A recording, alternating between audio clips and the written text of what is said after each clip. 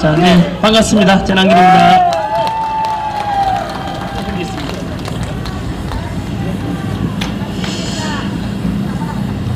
네, 오늘은 2025년 5월 10일 토요일입니다. 제가 지난 2월 1일 날 부산역 광장에서 집회한 이후로 바로 이 자리지요. 그날 이후로 오늘 이 자리에 다시 서게 되었습니다. 그때 2월 1일에 왔을 때는 한참 윤석열 대통령에 대해서 탄핵 정국이라서 비상계엄을 선포한 것은 내란이다 이래서 탄핵을 시켰습니다마는 그 당시에는 지금도 마찬가지지요. 비상계엄은요 내란이라고 말하면 안 됩니다. 현재도 형사재판 중에 있지만은 비상계엄이라는 것은 다 아시다시피 헌법 77조에 나오는 대통령의 고유 권한이에요. 그래서 비상계엄은 내란이다 이런 말은 역사적 강사로서 그런 사례가 없습니다. 대통령이 비상계엄을 선포했는데 그게 내란이라는 사례는 없습니다. 아무튼 그때는 뭐 그렇게 해서 사실은 비상계엄이 아니었으면 우리가 몰랐었던 일이 많지 않습니까? 비상계엄을 계기로 해서 알게 된 게 되게 많죠. 첫 번째는 나라가 그 당시에 이미 다 밝혀진 거 아닙니까? 국회에서 29분의 탄핵으로 행정부가 마비될 지경이 돼가지고 도저히 이래서는 안 되겠다. 그리고 반국가 세력이 너무나 만연해 있는데 국민들이 잘 모르고 있다. 실제로 여러분 생각해 보시면 되잖아요. 윤석열 대통령이 비상계엄을 선포하지 않았으면은 그냥 남은 임기 2년 동안에 편안하게 할 수 있었어요. 그런데 뭐 하려고 비상계엄이라는 극단적인 이런 선택을 했겠습니까? 우리는 이제 알고 있지 않습니까? 금방 말씀드린 대로 비상계엄을 선포하지 않으면 이거 나라가 곧 엎어진다. 행정부도 탄핵되고 보십시오. 지금 사법부도 탄핵된다 하지 않습니까? 삼권분립이 무너진다 하지 않습니까? 이제 이런 것을 이제 알리기 위한 그런 대국민 호소용으로서 이렇게 비상계엄을 선포했고, 하지만 저도 마찬가지로 우리가 주장했는 게 뭡니까? 법치를 존중하자. 공정과 상식을 살아나도록 해야 된다. 너무나 보편적인 가치, 2030 청년들에게 물려주고 싶은, 미래 세대에 물려주고 싶은 그런 너무나도 정당한 요구를 했다고 저는 생각하고 있습니다. 하지만 결과는 4월 4일에 이렇게 헌법재판소에서는 8대 0으로 참 납득하기 어려운 이유로 이렇게 대통령은 탄핵되고 결국 파면됐지 않습니까? 자, 그리고 저는 그렇게 생각합니다. 그것에 대해서 이제 승복을 했지 않습니까? 왜냐하면은 법에 따라야 되니까. 여러분, 그렇다면은 지금 사법부에서도 마찬가지로 대법원에서 어떤 범죄 혐의가 있는 사람에 대해서 유죄 취지로 선고했는데, 그럼 당연히 그 범죄자는 여러분 대법원의 선고를 따라야 됩니까? 불복해야 됩니까? 따라야 되는 게 당연하죠. 전한길에도 마찬가지로 헌법재판소의 선고가 많은 문제가 있었거든요. 10가지 위법 사항도 있었고, 또 국민들 50%가 대통령 탄핵을 반대하고 직무복귀해야 된다라고 했지만은 선고해버리니까 어쩔 수 없지 않습니까? 그러다면 지금도 똑같은 적용을 해봅시다. 대법원에서 이재명 민주당 대표이자 현재 대선 후보 아닙니까? 유죄 취지로 선고했으면은 따라야 돼요, 안 따라야 돼요? 그건 당연한 거 아닙니까? 그런데 유죄 취지로 선고한 바로 대법관을 탄핵하겠다, 사법부를 탄핵하겠다, 그리고 삼권분립이 필요 없다. 이거는 여러분 우리가 배웠던 내용을 정반대 아닙니까? 민주주의의 근간을 깨뜨리는 거예요. 이거는 어느 후보를 지지하든 반대하는가 상관없이 너무나 상식적인 것입니다만은 그런 일이 지금 대한민국에 일어나고 있습니다. 여러분, 그래서 여하튼 윤석열 대통령이 탄핵되면서 조기 대선 6월 3일에 이제 조기 대선을 앞두고 있고, 오늘이 5월 10일이니까 이제 24일 남았어요. 자, 그러면 그 뒤로 전한길이가 뭘 하고 있느냐 하면은 바로 부정선거가 있으면 안 된다. 공명한 선거를 하자. 6월 3일 날 대통령 선거를 앞두고 이 주장은 아마 여기 선관위 직원들도 혹시나 선거법 위반하는 발언할까 싶어서 감시하고 있을 건데요. 여러분, 이거는 어느 후보를 떠나서 여당 후보든 야당이든 또는 선관위 직원까지도 공명선거에서 투명하게 그렇게 해서 선거 치러서 대통령을 뽑아야 되는 건 당연한 것 아닙니까? 그죠? 자, 그거는 모든 국민이 다 원하는 것입니다. 자, 그런데요, 안타깝게도 현재 대한민국은 6월 3일 대선 이대로 가면은 외국 뉴스입니다. 외신 보도에 의하면, 폭스뉴스에 의하면 99.9% 부정선거가 있을 것이라고 합니다. 그리고 여러분 아직도 잘 모르는 분들은 이런 말씀 하시거든요. 그래서 지금 이대로 가면 여러분 99.9% 부정선거가 있게 되고, 사실 저한테도 6월 3일 지금 설명해 드리겠습니다. 한번 들어보세요. 아직 약주 한잔 하시고 오셨네요. 들어보세요. 제가 안내해 드리겠습니다. 그래서 현재 이 부정선거가 있게 되면은 이대로 하면 6월 3일 대통령 선거가 할 필요도 없다고 합니다. 이미 짜여진 각본대로 돌아갈 것이다 라고 하는 사람이 많아요. 그러면 전환기리가요 나서가지고 지금 부정선거 막으려고 공명선거 하려고 4월 4일 대통령 탄핵선고 이후부터는 이 공명선거 조기 대선 앞두고 이걸 반드시 해야 된다에 대해서 제가 선관위 앞에 가서 1인 시위도 하고 눈물로 호소도 하고 오늘 여기 부산역까지 왔지 않습니까? 그리고 오늘은 제목 보다시피 부산, 울산, 경남 공명선거 전국연합 출범식 자리에 왔지 않습니까? 이렇게 해내야 되는 이유가 뭐냐면요, 이런 말을 해요. 야, 요즘 21세기 대한민국에서 부정선거가 어딨냐 임마. 야, 요즘은 옛날보다 더 정확하게 전부 전자개표 방식으로 하고 전산화가 다 돼 있는데 부정선거가 할 리가 있냐. 그러고 투표하는 날 보면 개표할 때 강당 같은 데 모여가지고 다 보는 데서 개표하는데 거기에 임마 누가 그렇게 많이 감시하고 보는 자리에서 누가 투표하겠 부정선거 하겠단 말이냐. 말이 되는 소리를 해라. 여러분, 금방 제가 사례로 드렸던 그 세 가지 속에 바로 사각지대가 있고 바로 감추어진 게 있어요. 첫 번째가 뭐냐 하면은 현재 여러분 우리가 전산화 다 되어 있고 전자개표 방식도 같이 하고 있지 않습니까? 투표할 때는 수작업을 하지만은 개표할 때는 텔레비전에 우리 모니터 보고 A 후보 몇 퍼센트, B 후보 몇 표, 당선 유력 이거 다 보고 있잖아요. 전산화 됐잖아요. 여러분, 초등학생만 돼도 알 수 있는 지적 수준이 뭐냐 하면은 전산화 되면은 해킹 위험성이 있어요. 전산 조작 가능성이 있어요, 없어요? 여러분, 그게 바로 부정선거의 첫 번째 원흉이 바로 전자개표 방식을 하기 때문에 문제라는 겁니다. 전자집계 방식을 하기 때문에 위험하다는 뜻입니다. 두 번째요. 야, 다 보는 데서 개표하는데 수백 명이 보고 있는데 거기서 부정선거 누가 하겠냐. 거기서는 아무도 부정선거 안 합니다, 여러분. 왜냐하면은 생각해 보실래요? 어떤 도둑놈도 여러분, 범죄자가 도둑놈들도 다 보는 데서 도둑질하는 사람이 있습니까, 없습니까? 없죠. 그 자리에서 제가 부정선거 한다는 게 아니에요. 안 보이는 곳에서 한다는 뜻입니다. 그 대표적인 사례가요 바로 사전투표입니다. 관외투표, 사전투표, 관외투표는 깜깜이라서 우리 안 보는 곳에서 이루어지는 선거가 있어요.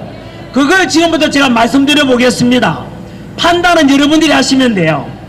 여러분, 저도요 사실은 아마 동영상 보시는 중에서도 아직도 그런 말 하는 분이 있거든요. 야, 부정선거라는 말, 그거는 보통 선거에 떨어진 후보가 면피용으로 에이 내가 부정선거 때문에 떨어졌다라고 말하는 거 아니냐? 부정선거 그 음모론 아니냐? 황당한 소설 같은 이야기 아니냐? 라고 하는데 여러분 저도 그랬습니다. 원래는 몰랐을 때는 이런 말이 있어요. 부정선거에 대해서는 저도 마찬가지로 뭐라고요? 처음에 모를 때는 부정선거 주장하는 사람은 음모론, 즉 소설 같은 이야기는 하고 있는데 무슨 소리냐라고 하는데 여러분 이제는 달라졌어요. 오늘 이 자리처럼요 또 유튜브도 있고 해가지고 많은 국민들이 알게 됐는데 실제로 부정선거가 처음 시작된 게 2002년 바로 그때 16대 대통령 선거 때부터 나타나기 시작합니다. 바로 그때 전산화가 시작이 돼요. 그래서 그때부터 지난 오랫동안 부정선거 나는 봤다 나는 알고 있다 이래서 투쟁해 온 분이 많거든요. 그 뒤로는 뭐 우리 황교안 전 총리도 싸우고 있고 민경욱 전 의원도 그렇고 많은 사람들이 공병호 선생도 그렇고 많은 분들이 이제 밝혀가지고요 지금은 우리 눈으로 볼 수가 있어요. 부정선거에 관한 거를 어디서 찾아보느냐 하면 혹시나 메모하십시오. 지금도 유튜브 가서 바로 확인할 수 있거든요. 웨드 카르텔이라는 곳이 있어요. 유튜브에 웨드 카르텔. 그리고 공병호 TV 어딜 가도 괜찮아요. 다 나와 있어요. 그리고 박주현 변호사가 있습니다. 박주현 변호사 TV에 가면 나와 있고요. 또 서울대학교 치대 졸업했어요. 치대를 수석으로 졸업했던 치과 의사 선생님인데 그 사람이 수학을 부전공 같이 해가지고 이거 통계 조작이다 해가지고 본인이 치과 의사 하면서 그 사람 천재예요. 그렇게 부정선거를 밝혀온 사람은 하용남이라고 있어요. 하용남 선생, 하용남 TV에 가도 있어요. 그리고 KBS 여러분 추적 보도, 탐사 보도의 최고 PD가 이영돈 PD입니다. 이영돈 PD. 그분도 마찬가지로 처음에는 의심해서 시작했는데 알고 보니까 확신으로 바뀌었다면서 부정선거 자료를 찾아가지고 유튜브에 공개했습니다. 그리고 그분이 바로 그분이 감독하고 제가 제작해서 5월 21일 날 영화가 개봉됩니다. 6월 3일 대선 앞두고 이거를 밝혀야 된다 해가지고 영화가 개봉됩니다. 네, 제 원고지입니다. 바람이 오늘 너무 세게 부는데 다들 이 바람 부는데도 참 네, 원고지 좀 주십시오. 안 보고 제 해도 됩니다. 예. 지난번에 부산역 집회 때는 비가 많이 오더니만 오늘은 바람이 되게 많이 부네요. 여러분 그래서 영화도 개봉되고요. 이제는 여러분들도 부정선거의 실상을 이제 다 알 수 있게 됩니다. 전에는 원래 사람은요 자기 눈으로 안 보면은 안 믿거든요. 내 눈으로 보면은 믿지 않습니까? 이제는 이런 거는 레거시 미디어라 해서 KBS든 이런 공영방송에서는 보도를 안 해줘요. 공영방송에서는 보도 안 해주는데 이제 유튜브 가면은 볼 수가 있습니다. 여러분 나중에 한번 보시고 나면은요 의심이 확신으로 바뀔 겁니다. 여러분 지금 이제 또 그러면 궁금한 게 생기지 않습니까? 야, 왜 부정선거를 저지르는 놈이 누구야? 부정선거를 도대체 누가 이렇게 저지르려고 하지? 궁금하지 않습니까? 여러분 놀랍게도 이런 말씀을 드릴게요. 이번 6월 3일 대통령 선거는요 체제전쟁이라 부르기도 합니다. 동의하시는 분도 있고 안 하는 분도 있겠지만은 6월 3일 대통령 선거에서 어떤 후보는 한미 동맹을 통해서 자유민주주의를 수호해야 된다는 그런 후보가 있고요. 아니 미국보다는 중국하고 친해야 된다. 북한하고 친할 수도 있다. 이래서 친중적인 후보가 있습니다. 그런 후보로 여러분들이 보면 이제 판단하시면 되는 거예요.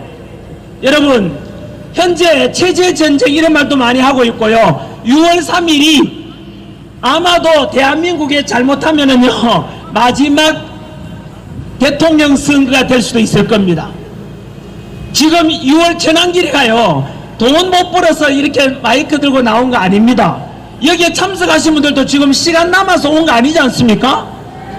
다 공감하실 건데요. 오늘 제가 그런 말씀을 몇 가지 좀 드리겠습니다.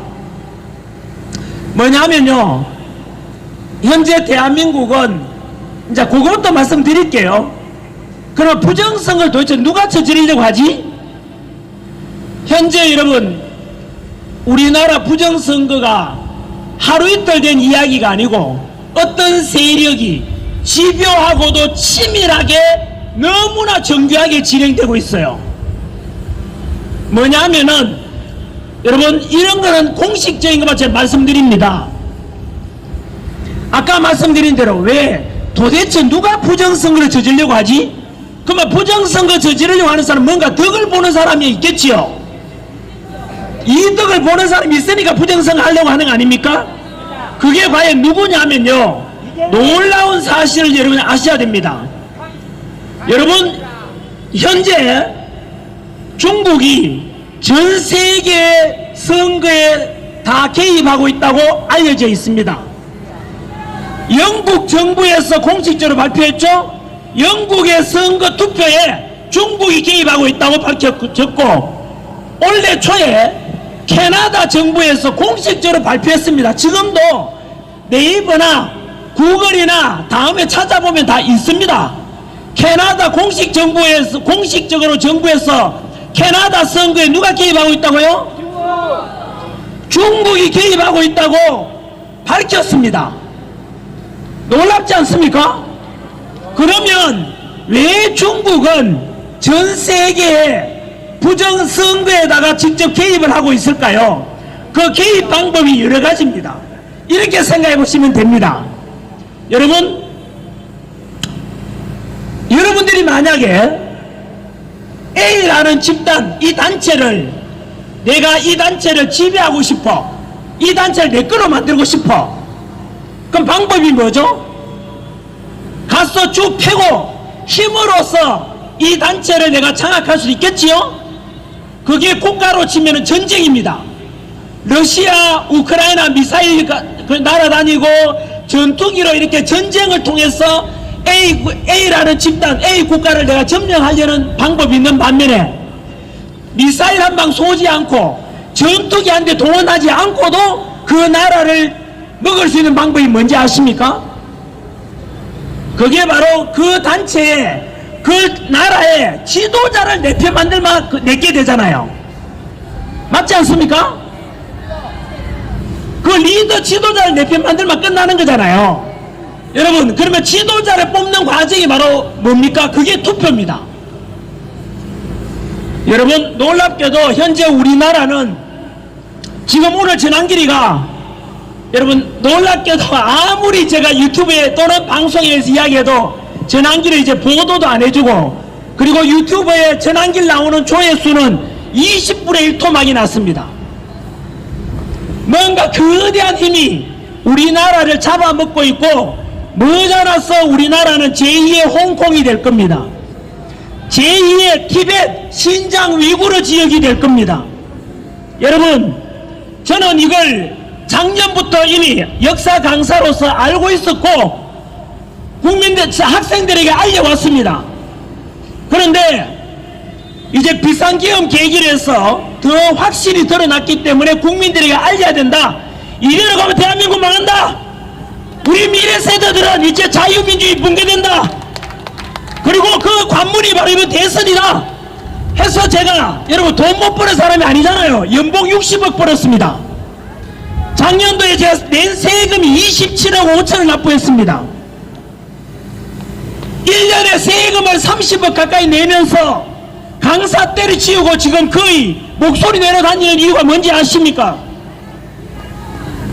우리나라 정신 차리지 않으면요, 아마 이 부산역에서 지금 먹고 살기 바빠서 무관심한 분들도 많겠지만, 여러분 대한민국 머지않아서 제2의 홍콩이 되고 중국의 속국이 될 가능성이 크다 이 뜻입니다. 지금은 설마 그렇겠지, 설마 그럴 리가 있겠냐. 이번 다가오는 대통령 선거도 이놈이 되나 저놈이 되나 달라질 게 뭐 있는데 여러분 그렇지 않습니다. 역사를 공부해보면 우리나라가 가깝게는 일제 식민지로서 35년간 식민지배 받았지 않습니까? 그 전에는 우리가 수천 년 동안 중국에 많은 침략을 받았고 전쟁을 치렀고 중국의 지배를 많이 받았습니다. 실질적으로 고조선 때부터 시작됐습니다. 고조선 때는 한나라 침략을 받았어 거의 400년 가까이 고조선이 한나라 중국으로부터 간섭을 받았습니다. 여러분 그 뒤로 수나라 침입을 받았던 게 살수대첩 그때고요. 당나라 침입 받았을 때가 안시성 전투였고요. 그 뒤로 그란 여진 다 중국입니다. 지금의 그뿐만 아니고요. 가깝게 조선시대 오게 되면은 여진족이 세운 후금 청나라 침입받아서 정묘호란과 병자호란을 겪었어요. 그렇게 오랫동안 우리가 중국에 병자호란, 우리 일제강점기 때 일본에 예를 들면 위안부 끌려가고 너무나 아픈 역사를만 기억하시는데 병자호란 때는 우리나라 여자들 50만 명이 중국 끌려갔습니다. 그리고 우리는 지금 그렇게 안 배우지만 중국 역사서에서는 중국 아이들은 뭐라고 배우는지 아세요? 한국은 옛날부터 중국의 어떤 왕호도 사용하고 중국의 많은 지배를 받았던 나라다 이렇게 배우고 있습니다. 그래서 중국은 우리나라 사우스 코리아에 대해서 특히 늘 틈만 나면은 사우스 코리아 우리 대한민국을 점령하겠다는 뜻을 가지고 있습니다. 설마 그렇겠냐고요?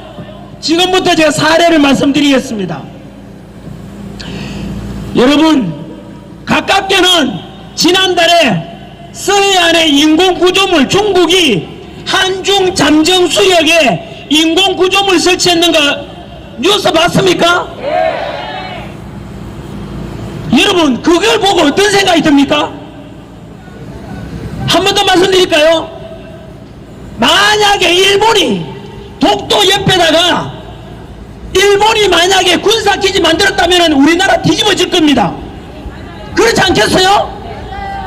그런데 중국과 우리나라 사이의 서해안에 잠정수역은 양쪽에 배타적 전기수역이 겹치기 때문에 어떤 것도 설치하지 못하도록 되어 있어요. 그런데 거기에 중국 인공구조물 가로 100m, 세로 80m, 높이 50m짜리 인공구조물을 설치했다고요. 그런데 여러분 그걸 중국에서는 뭐라고 하죠? 양식장 설치하고 있다. 뭐 그런 게 아니다라고 하지만 남중국해에 가보면 필리핀을 앞두고도 똑같이 그런 말 했다가 거기에 군사기지가 바뀌어서 군사기지로 바뀌었어요. 지금 양식장이라 하지만 머지않아서 그게 미사일 기지가 됩니다. 여러분 감히 우리나라 서해안 앞바다에 중국 인공구조물이 한 개가 아니고 벌써 여러 개 설치되어 있다고요. 그거 의도가 뭐겠습니까? 그뿐만이겠습니까? 우리나라를 중국은 이미 1대1로 사업이라고 들어봤습니까? 1대1로 사업이라 해서 중국에 많은 자본을 있지 않습니까? 그 자본을 다른 나라에다가 빌려주고 그 나라가 가난한 나라니까 빚을 못 갚으면 그 지역을 전부 다 자기 기업으로 되고 자기 걸로 만들다는 사업이에요. 중국 자본을 이용해서 세계를 지배하겠다는 뜻입니다. 그 1대1로 사업이 현대판 실크로드 했는데요. 거기에서 결국은 다 드러났습니다. 그 나라들이 알게 됐죠. 중국이 결국은 그 나라들을 경제적으로 소리 소문 없이 점령하고 이득을 챙겼다는 것을. 그러다가 그 뒤로 중국의 목표가 뭐야 되는지 아십니까? 알다시피 중국에 지금 하나의 중국을 시진핑이 고수하고 있어요. 그래서 하나의 중국 하기 위해서 중국은 이미 한족이 지배했지만 연변 조선족 자치주도 인정하지 않고 신장 위구르 지역, 티베트 지역도 전부 다 중국이 다 먹었습니다. 거기에 이미 불교 사원, 교회 다 불질러버리고요. 중국 인구 1700만을 신장 위구르에 보내서 이민법 만들어서 전부 다 중국으로 만들었어요. 그 다음이 홍콩이었습니다. 홍콩이 영국이 99년간 지배하다가 중국을 넘겨줬지 않습니까? 하지만 그 뒤로 홍콩 어떻게 됐습니까? 지금 홍콩 가보십시오. 우리가 알고 있던 무역도시, 금융도시가 아닙니다, 여러분. 이미 홍콩에 가서 시진핑 비판하면은 바로 잡혀가는 그 나라가 됐어요. 홍콩이 중국한테 넘어가면서 중국 여러분 전투기 투입하고 미사일 투입해서 홍콩을 그렇게 만들었습니까? 아닙니다. 첫 번째 했는 일이 홍콩의 친중 정치인 행정장관을 임명해요. 지도자를 중국 사람으로 만든다는 뜻입니다. 그리고 이민법을 만들어가지고 중국 사람이 홍콩에 거의 절반 이상 차지하고 있습니다. 그래서 이미 홍콩은 중국의 속국이 아니라 완전히 중국이 됐습니다. 그 다음 중국의 목표가 어딘지 아십니까? 대만입니다. 그런데 대만에서는 뭘 알았느냐 하면은 2015년도에 홍콩 사람들이 노란 우산 들고 수십만 명이 중국화 되기 싫다, 홍콩의 자유를 보장하라, 노란 우산 들고 수십만 명이 시위했지만 이미 늦었습니다. 그래서 대만이 그걸 지켜보고 난 게 뭐 있는지 아십니까? 우리 대만도 홍콩처럼 될 수 있다 이래가지고 제일 먼저 했는 게 대만의 투표 방식을 바꿉니다. 사전 투표 없애고 대만에 완전히 수작업으로 투표하고 그 투표 끝나고 나면 그 자리가 개표장으로 바뀝니다. 투표함 이동이 없어요. 그리고 그 자리에서 초등학교 반장 선거하듯이 그 자리에서 투표하고 그 자리에서 개표하고 그 자리에서 집계까지 다 해요. 전산화를 합니까 안 합니까? 안 하지요. 투표함 이동 있어요 없어요? 없지요. 왜 그렇게 하겠습니까? 대만이 IT 기업 뭐 다 아다시피 지금 현재 대만이 전세계 반도체 수출 1등 국가예요. IT 최고 강국이에요. 여러분, 그런데 홍콩은 투표 과정을 전산화 합니까 안 합니까? 안 한다니까요. 왜 안 하는지 아십니까? 투표는 독일 헌법에 그래 나와 있습니다. 누구나 알기 쉽도록 가장 쉬운 방법으로 투표 과정이 이루어져야 된다고 되어 있어요. 대만에서는 그 방식을 따라서 전산화를 절대 안 한다고요. 놀라운 일이 그 뒤로 대만에서 어떤 일이 발생하느냐면 친중 정치인이 다 떨어집니다. 낙선합니다. 그래서 대만은 정치인들이 똘똘 뭉쳐서 중국에 맞서고 있고 뒤에는 미국이 지켜주고 있어요. 그래서 대만은 아직까지는 중국이 쳐들어가지 못하고 하나의 중국을 시진핑이 하려고 하는데 대만은 못 쳐들어가고 있다 이 말이에요. 여러분, 현재 관세 정책에서 트럼프한테 막히지요? 그 전부터 중국의 목표가 뭔지 아십니까? 태평양으로 진출하는 거예요. 대만을 쳐들어가려고 하니까 미국이 있는데 미국만 있는 게 아니에요. 미군이 주둔하는 곳이 어디입니까? 일본에도 있고 우리나라에도 몇만 명 미국 주한미군이 있지 않습니까? 그러니까 중국이 대만을 점령하려니까 옆에 친구 미군이 있는 한국도 있고 일본이 있으니까 태평양으로 못 나가는 거예요. 그러면은 여러분이 시진핑이고 여러분이 중국 지도자라면 어떤 생각하겠습니까? 그러면은 대만을 먹기 위해서도 사우스 코리아, 우리 남한을 먼저 중국화 시켜야 되지 않겠습니까? 이미 여러분, 우리나라는 절반 이상이 친중 정치인이 되어 있고 절반 이상이 중국화되어 있는 게 현실입니다. 여러분, 아직도 못 느끼겠다면 제가 사례를 들어드릴게요. 여러분, 중국이 이거는요 윤석열 대통령의 비상기업 때 비상기업 이유 중에 하나가 뭐였습니까? 반국가 세력 척결이란 말이 있었지 않습니까? 야, 요즘 세상에 간첩이 어딨냐? 요즘 세상 중국인들이 우리나라 와서 평화롭게 살고 있는데 뭘? 여러분, 그렇지 않습니다. 아까 말씀드린 대로 이미 하이브리드 전쟁이라 하기도 하고 초안전, 체제 전쟁이 벌어지고 있어요. 중국이 우리 남한을 중국 속국으로 만들기 위해서 어떤 일을 벌였는지, 첫 번째 정치적으로 친중 정치인을 계속해서 당선시키고 계속해서 우리나라를 장악하려고 하는데, 여러분, 어떤 주장에 의하면 중국이 우리나라 정치인들을 매수하기 위해서 5조 원을 투입했대. 5조 원을요. 그렇게 많이? 이렇게 생각해 보실래요? 지난주에 국회의원을 하려고 합니다. 정치하려고 하면 제일 먼저 뭐가 있어야 돼요? 돈이 있어야 됩니다. 그 돈을 압수하는데 그 돈을 무진장 대주겠다는 겁니다. 5조 원이나. 그러면은 서로 좋지 않습니까? 정치인 입장에서는 그래? 중국 돈이든 뭐든 간에 내가 정치하는데 자금 대준대. 받는다고요. 받을 가능성이 크죠? 중국 입장에서는 아까 여러분 얼마를 투입한다고요? 5조 원 그랬죠? 그렇게 많이? 여러분 거꾸로 생각해 보세요. 5조 원 정도 하나 정치인 매수해가지고, 정치인 매수해서 한 나라를 장악할 수 있다면 5조 원이 아니라 50조 원이라도 아마 투입시켜서 점령하려고 하지 않겠습니까? 여러분, 우리나라에 정치적으로 어느 정도 중국이 개입됐는지 여러분이 생각해 보실래요? 재작년이죠. 이제 우리나라에 간첩죄는 지금 북한 사람, 적국에 해당되는 북한 사람만 간첩죄를 지금 해요. 그런데 알다시피 우리나라에 미국의 부산에 정박 중인 미 항공모함에 대해서 중국인이 사진 찍다가 드론으로 찍다가 들켰어요.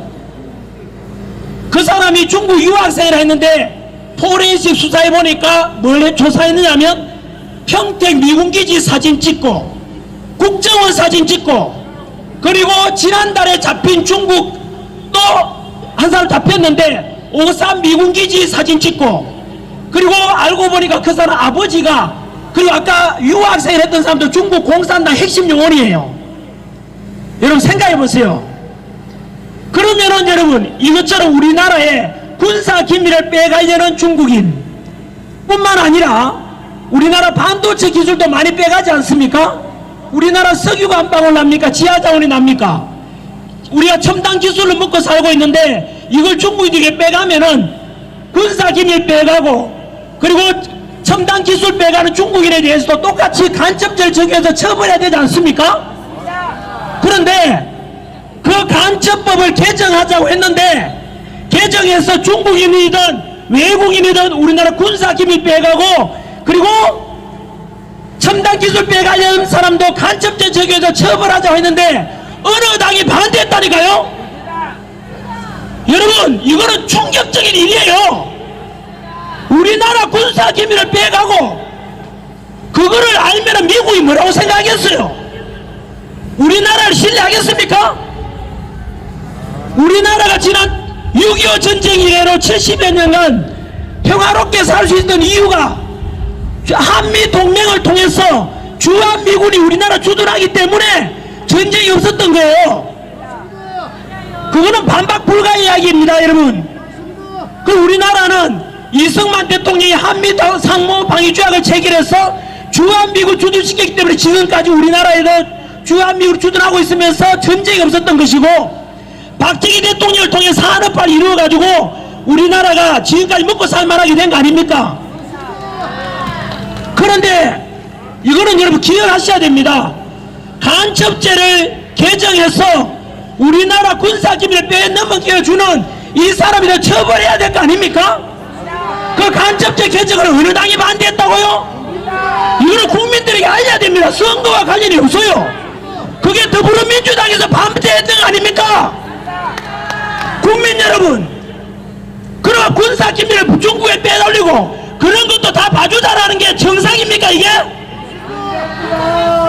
이렇게 해서 정치적으로 이미 우리나라는 친중 정치인들이 너무나 많이 정치에 포진하고 있다 싶니다. 민주당 의원들은 답변해야 되지 않습니까? 야, 민주당 의원들, 너희들이 중국한테 돈 안 받아 먹었다면 왜 그렇게 반대했는지 답변해 보라고.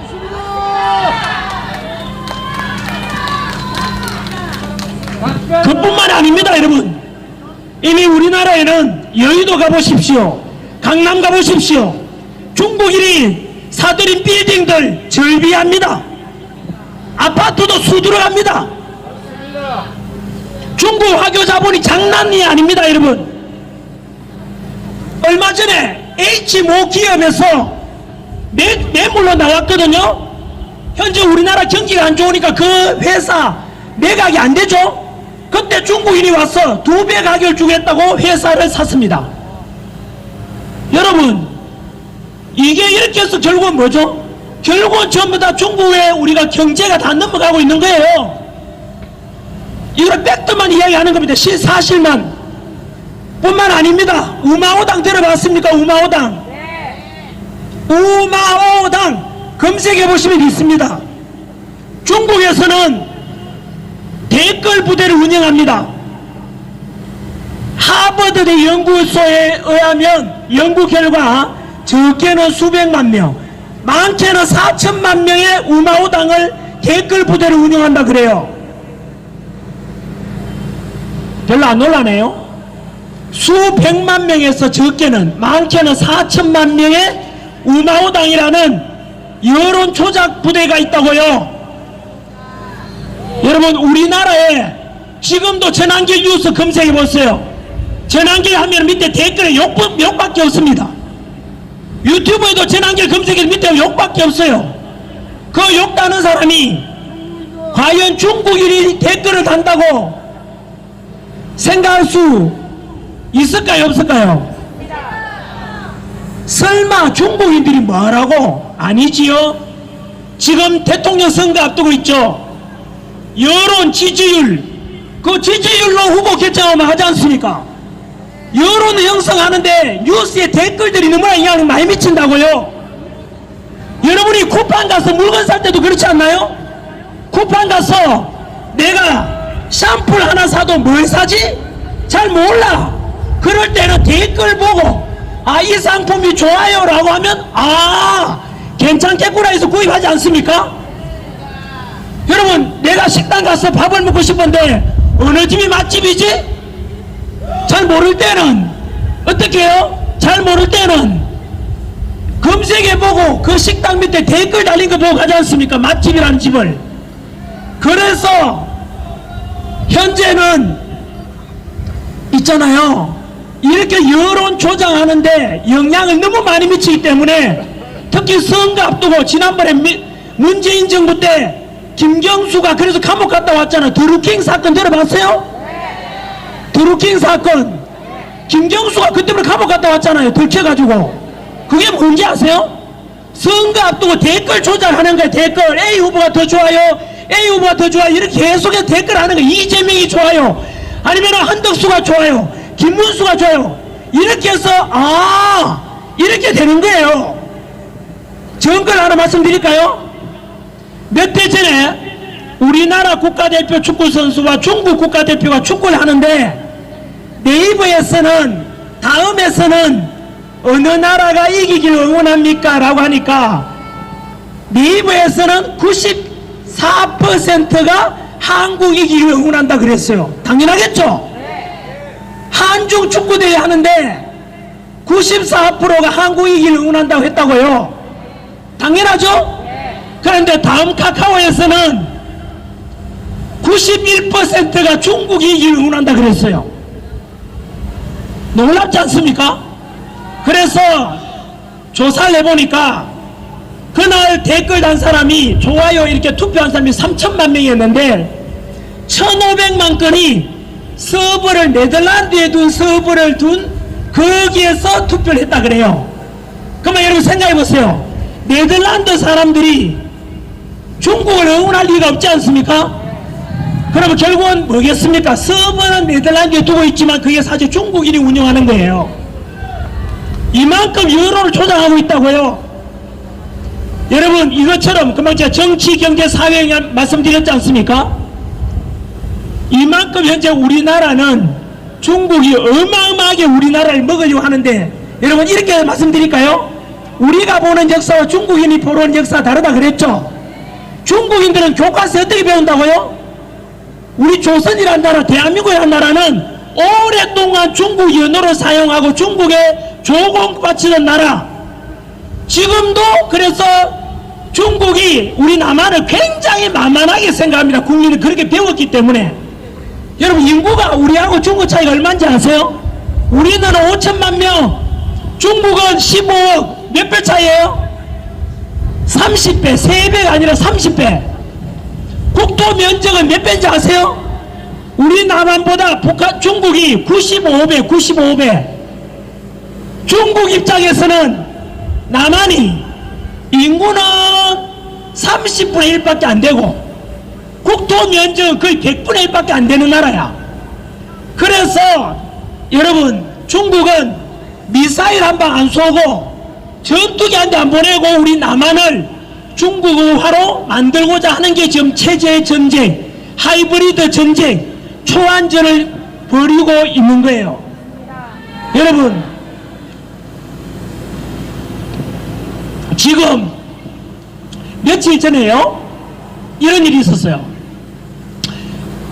며칠 전에 뭐 이런 이야기 빼고 얼마 전에요, 이런 일이 있었거든요.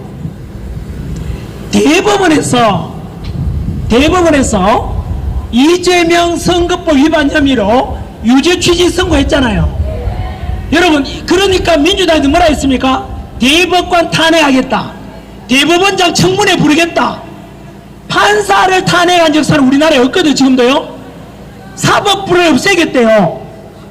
여러분, 그런데 국민들 별로 분노를 안 하죠. 그뿐 아니고요, 중국이 우리 서해안에 인공 구조물을 설치했잖아요. 근데 분노 별로 안 하고 있죠 지금. 그죠? 중국인에 대해서 군사기밀 빼가고 첨단기술 빼가는데 그들에게도 간첩대책에도 처벌하자고 했는데 민주당이 반발해서 개정을 안 했잖아요. 그런데 지금 조용하죠. 반발 별로 안 하잖아요. 왜 그런지 아세요? 바로 그것을 국민들에게 알려줘야 될 언론이 노조가 다 장악해가지고 벌써 좌경화 다 돼 있는 거예요. 여러분, 이거는 제가 있는 것만 말씀드립니다. JTBC라는 방송 있죠?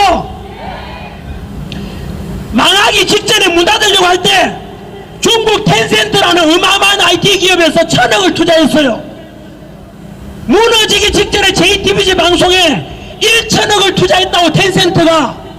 그럼 JTBC는 어느 나라 기업이에요? 이해됩니까? MBC는 텐센트랑 업무 협약을 맺었지 않습니까?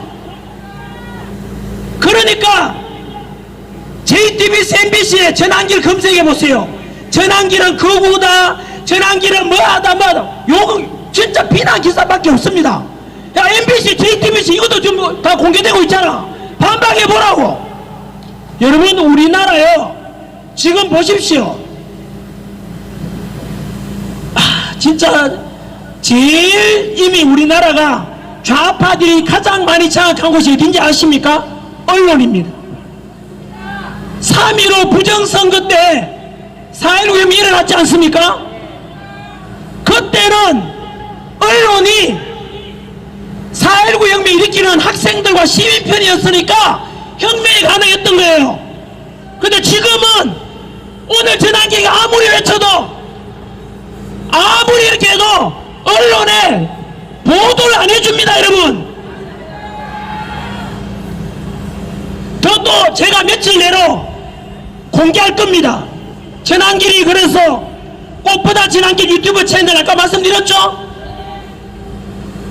이미 20분의 1 토막이 났어요. 알림 기능, 우리 알고리즘이라 하는데 다 막혔어요. 전환길 그래서 뉴스 채널을 또 만들었거든요. 지금 구글 본사와 구글 코리아에다가 10번을 요청했는데 그 돈 벌 수 있도록 할 수 있지 않습니까? 유튜브라는 게 그게 바로 슈퍼챗도 안 해줍니다. 이유가 뭐냐? 이유가 없이도 안 해줍니다. 지금 제가 조만간 이것도 공개합니다. 쉽게 말하면 이미 우리나라 언론이요, 노조가 다 장악했어. 언론 노조가 장악했어. 이미 우파의 목소리는 거의 안 들어주고 좌파 목소리만 계속 보도하는 거예요. 우리나라 언론이 4.19 혁명 때보다 더 심각하게 지금 오염돼가지고 국민들이 전부 다 가스라이팅 세뇌당하고 있다고요. 여러분, 전환길이 그래서 뭐 만드느냐면, 전환길 뉴스랑 언론사를 왜 만드는지 아십니까? 지금 이상해요. 왜냐하면 대법원에 범죄 여차에 대해서 유죄 취지로 선고했다면은 그것은 난리 나야 되는 일이거든요. 그런데 여론 조장하잖아요. 그래서 우리나라는 이미 깨구리가 죽어가듯이 전환기는 여기 와서 목소리 내고 부산역 앞에 와서 부산 시민 여러분, 울산 시민 여러분, 경남 시민 도민 여러분, 우리나라가 지금 제2의 중국이 되고 제2의 홍콩이 되고 머지않아서 우리나라는 자유민주주의가 붕괴될 겁니다. 이것을 지켜보고 있는 주한미군은 우리도 못 믿겠다고 미군도 결국 물러가고 그것에 대해서 중국이 우리나라를 다 먹게 될 거라고요. 아무리 외쳐도 사람들은 잘 모르잖아요. 여러분, 본웨프라는 독일의 목사가 있었습니다. 영화도 얼마 전에 개봉되었지 않습니까? 집에 가서 메모해놨다가 본웨프라는 영화 다운받아서 한번 보십시오. 독일의 목사 이름입니다. 본웨프. 히틀러가 집권할 때 조만간에 독일의 모든 교회 문 닫게 된다. 히틀러 나치나 독재 전체주의가 나타나서 교회 문 닫게 되고 종교가 사라진다 라고 했을 때 많은 목사들이 무슨 소리 하냐, 히틀러가 왜 그러는데 라고 침묵했습니다. 그 뒤로 어떻게 됐습니까? 본웨프 목사가 제일 먼저 죽었지 않습니까? 교수형 취해지고 그 뒤로 히틀러 나치당이 지배할 때 모든 교회 종교 다 없어졌지 않습니까? 우리나라도 지금 머뭇머뭇거리는 목사님들, 우리나라도 마찬가지입니다. 조만간 두고 보시면 알 겁니다. 종교의 자유가 사라질 겁니다. 교회 목사님들, 성당의 신부님들, 절에 우리 스님들, 제가 지금 예언하지 않습니까? 예언이 아니라 이거는 현실이 될 겁니다. 깨구리가 죽어갈 때 모습하고 똑같습니다. 깨구리 따뜻한 물에 넣어 놓습니다. 따뜻하고 좋네 라고 하다가 밑에 불을 지피면 물 온도가 올라가는데도 뜨거워지는 줄도 모르고 서서히 죽어갑니다. 펄펄 끓는 물이도 못 느낍니다. 대한민국이 지금 그래 되어 있습니다. 전환길이가 인기 있고 돈 잘 벌고 골프나 치러 다니고 여행 다니면 되는데 제가 목소리 내가 이런 짓을 왜 하고 있는데요? 머지않아 대한민국은 제2의 중국이 된다니까요. 이미 저는 80% 이상 넘어갔다고 생각합니다. 여러분들 못 느끼잖아요. 깨구리 죽어가는 거 똑같다 이 말입니다. 독일의 본웨프 목사님이 외친 이유로 히틀러 등장해서 그렇게 된 거 똑같다 이 뜻입니다. 예를 들어서 보십시오. 이미 우리나라에 입법부를 장악한 어떤 당이 행정부 수장, 대통령 단행시켰지 않습니까? 대법원 그리고 사법부 수장, 대법원장과 판사들도 단행한다 하지 않습니까? 그러면 삼권분립이 무너지지 않습니까? 이게 어떻게 침묵할 일입니까? 2030 청년 여러분, 대한민국의 행정부가 마비되고 사법부가 곧 사라지는데도 침묵합니까? 여러분, 그래서 이번 6.3 대선이 너무나 중요한 겁니다. 제가 어떤 후보인지를 말하지 않았지 않습니까? 그러면 오늘 이야기하고자 하는 부정선거, 이게 왜 중요한가 하면 아까 말씀드렸지요. 늦게 오신 분 못 들었을 것 같은데, 내가 A라는 집단을 싸우지 않고 지배하고 싶어. 그 집단 또는 그 국가를 어떻게 쉽게 내가 지배하는 방법이 뭡니까? 그 집단 그 국가의 지도자를 내 편 만들면 끝이라는 거 아닙니까? 그래서 이미 우리나라에 중국 자본이 엄청나게 정치인들에게 뿌려졌단 말입니다. 가만히 보십시오. 정치하는 사람들은 돈이 필요합니다. 선거 자금이 많이 필요하고요. 조직 운영하려면 돈이 많이 들어가는데, 돈 많이 받으면 또 몰래 받으면 또 그 선거법 위반되지 않습니까? 정치자금법 위반되고요. 알게 모르게 이렇게 중국인을 통해서 어마어마한 돈이 우리 정치인들에 뿌려졌다고요. 왜 그렇게 한다고요? 아까 말씀드렸잖아요. 지도자를 대표 만들면 끝나는 거예요. 그러면 이제 본론으로 들어가서 지도자를 뽑는 과정이 뭐지요? 그게 선거입니다. 그게 투표입니다. 국회의원을 친중 정치인 국회 뽑아가지고 당선되도록 해서 입법부를 장악하고 친중 대통령을 뽑혀가지고 행정부 장악합니다. 그러면 행정부 하는 일이 뭡니까? 정책 집행 아닙니까? 교육이나 의료 이런 걸 전부 다 중국에 유리한 정책을 이미 다 우리나라에 문재인 때 너무나 많이 해버렸습니다. 이미 얼마 전에 로스쿨 수험생 한 명이 자살했죠. 자살할 때 남긴 말이 뭔지 압니까? 본인은 로스쿨 변호사 되려고 9천만 원 이상 집에 없는 돈에 결국 2번, 3번 로스쿨 시험 떨어져서 자살하게 되는데, 중국인들은 너무나 쉽게 로스쿨 변호사 자격을 딸 수 있도록 되어 있는 게 우리나라 법입니다. 스카이 대학 우리나라 학생보다 중국 학생이 서영고 스카이 대학 가기가 더 수월해진 게 우리나라 교육 정책입니다. 거짓말 단 하나라도 있으면 저한테 어떤 비난을 가해도 좋습니다. 제가 여러분한테 거짓말해서 뭐 하려고 뭘 얻으려고 이렇게 했습니까? 여러분, 그래서 우리나라에 친중 국회의원을 당선시키면 중국에 유리한 입법을 만들 거 아닙니까? 중국인들한테 간첩죄 확대하려는 걸 막아라. 이렇게 입법화 시키면 법으로 제정되면 끝나는 거예요. 그래서 아까 말씀드렸죠. 현재 중국이 전 세계 선거에 다 개입하고 있다 그랬지 않습니까? 공식적으로 정부에서 발표한 게 영국에서 발표했고, 캐나다에서도 공식적으로 캐나다 선거에 중국인이 개입했다고 했지 않습니까? 우리나라에 개입을 하겠습니까? 안 하겠습니까? 여러분, 대한민국 선거에 아까 말씀드린 대로 중국이 가장 쉽게 대한민국을 먹는 방법이 정치 지도자, 국회의원하고 대통령을 친중세로 뽑으면 끝나는 거예요. 그래서 우리나라에 지금 선거에 다가오는 6월 3일 대선이 24일 남았어요. 이 대선에 그전에도 그랬습니다. 얼마나 중국이라는 나라 깊이 개입되냐 하면, 이거는요, 아까 제가 말씀드린 메모했습니까? 외드 카르텔, 박주현 변호사 TV, 이영돈 TV, 그리고 평생 치과 의사 선생님 수석 졸업했지 않습니까? 그분이 바로 통계 자료에 밝혀낸 거 아닙니까? 하용남, 그리고 서울대학교 최고의 통계학 교수 박성현 교수가 우리나라 사전투표 했는데 통계 조작이 있었다 밝혔지 않습니까? 서울대 박성현 교수 검색해 보십시오.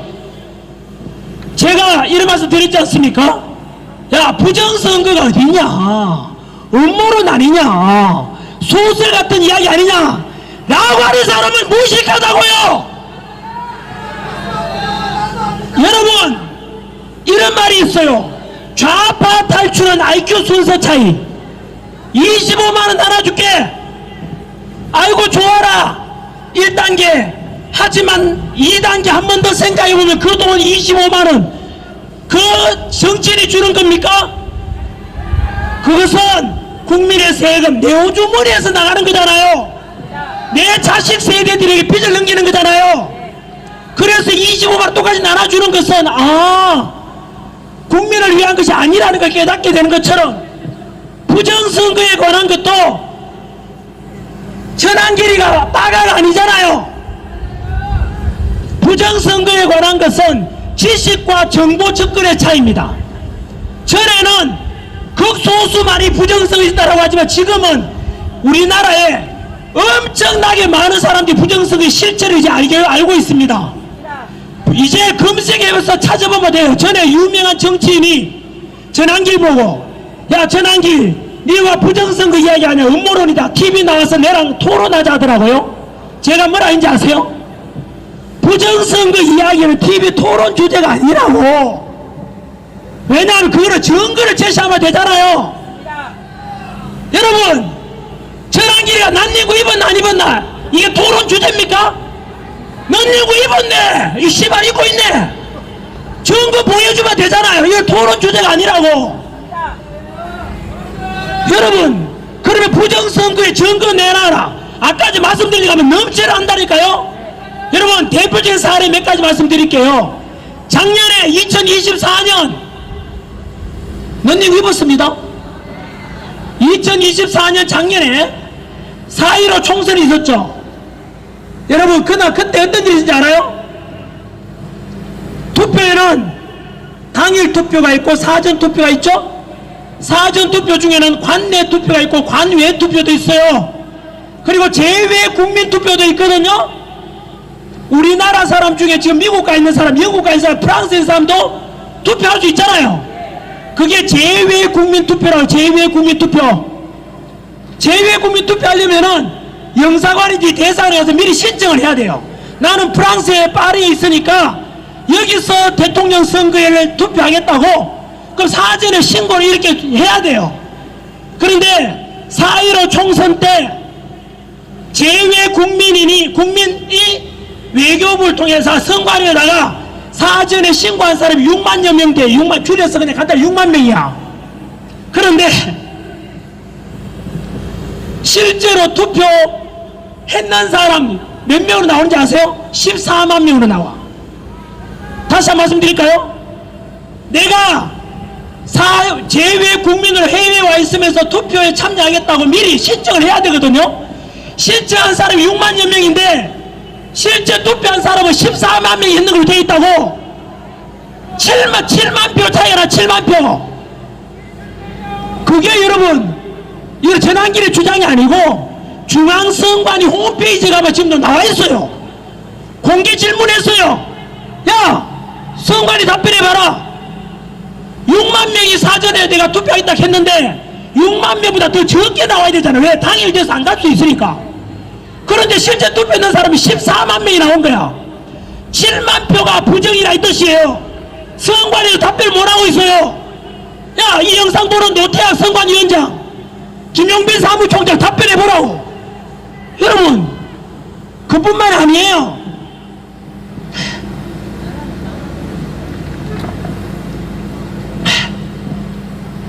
여러분, 형상기억종이 기억나세요? 형상기억종이 검색하면 다 나와요. 선관위에서는 자꾸 거짓말만 해요. 선관위에서는 언제든지 감사받겠다 하는데 부정선거 관련해서 감사받은 적이 단 한 번도 없습니다. 인사채용 이런 거는 감사받은 적이 있지만은 부정선거 관련해서는요, 얼마든지 우리 감사받을게. 다만 법에 제촉될 수 있다. 독립기관이기 때문에. 여러분, 그래서 자, 그러면 여러분 보십시오. 아까 제일 투명한 선거는 이번에 6.3 대선 지나고 나면 그렇게 바꿔야 돼요. 대만이 전사나 그래 전자개표 합니까 안 합니까? 안 하지요. 우리나라는 수작업으로 하고 전사나 같이 병행을 해요. 투표 불육이라 하지만 그게 전사나 되는 거예요. 아까 말씀드렸죠. 우리나라는 투표하는데 아까 말씀드렸잖아요. 야, 요즘 부정선거가 됐냐, 당일날 강당에 다 모여가 보고 있는데 누가 부정선거 하냐, 보이는데도 도둑질 하는 사람 없다 그랬잖아요. 제일 의혹이 많은 게 사전투표입니다. 두 번째가 전산화 시키면서 전산 해킹, 그리고 전산 조작 위험성이 크잖아요. 이번에도 두고 보시면 알 건데, 이거는 의혹입니다. 지난달에 4월 말에 불과 15일 전에 기억나시죠? SK텔레콤 해킹당했죠. 그리고 그 무렵에 성관이 서버가 해킹당했다고 공식적으로 발표했어요. 여러분, 성관위에서는 해킹당하면 안 되잖아요.